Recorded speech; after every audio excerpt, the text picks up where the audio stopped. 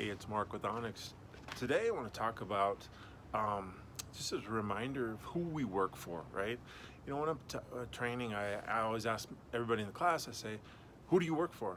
And, I get the response, some people say, my sergeant, the chief, the city, the community, whatever, and that's good.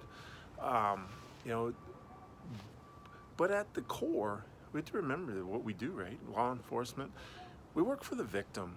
And we need to remember that when we're working as patrol, we're working as detective, and especially when we're working as a tactical team, a SWAT team. Sometimes we forget some of that. And I hear stories from around the country of teams that don't keep that in mind in how they do business. And here's where it can cause some problems. First thing is, you're a component in the law enforcement process, the judicial process. And if we remember we work for the victim, remember the safety priorities, right? Victim, hostage is most important. Innocent bystanders come next, police officers, and then the suspects. So we have to remember that we're working for that victim, and whatever capacity we're in. If we're the detective on a case, we're trying to get justice and some equity for that victim, right? Some sort of closure or something like that. And the victim may not be able to speak for themselves, so we become the voice for that victim in that case. We have to remember that everything we do is either going to help the case or hurt the case. There's no neutral. And so we need to be working on what we can do in order to make that case solid, build it, and get that justice for that victim. And just got to remember, we don't want to jeopardize the case by what we do. And I see that and I hear that around the country. Just if we create the perception that we're not fair, and we create the perception that we're not doing the job by the book, we could cause a problem for that case, and we could jeopardize that case. And that's not doing anything for the victim.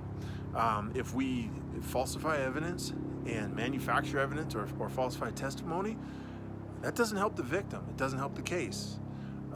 If we look at the wrong person and we focus on the wrong person, we end up getting that person convicted. We see it happen all over the place. We see people getting released from prison after decades of serving, and they didn't commit a crime.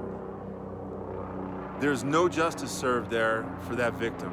First, you didn't put the right person in prison. You got the wrong person. So now the person who actually committed the crime went free. They're no longer under suspicion, they're no longer under investigation, they're free to commit more crimes. You didn't do anything for the community, you didn't do anything for the victim in that case. We have police officers still today, falsifying evidence, planting evidence on people. Just happened in Florida. A deputy got charged for over 1,000 cases of doing that. Another in Florida where they were focusing on and getting people convicted, wrongly convicted, just to close cases. That doesn't do anything for getting the justice for the victims in those cases.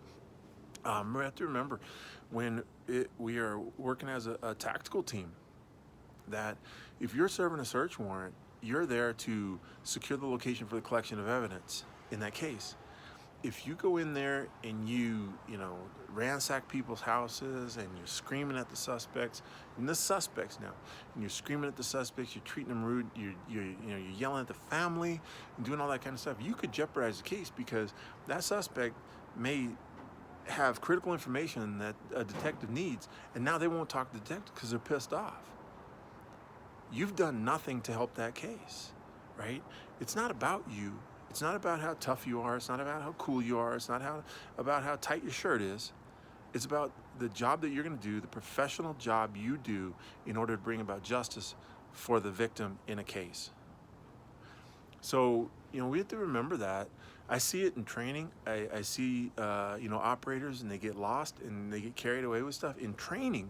And I'm just like, if you're doing that in training, what are you doing in the real world? When it's a real event, a real suspect, how are you treating that person? You're jeopardizing the case, and therefore you're not benefiting the victim one bit. So just to remember, that's why we're there. We're there working on behalf of the victim.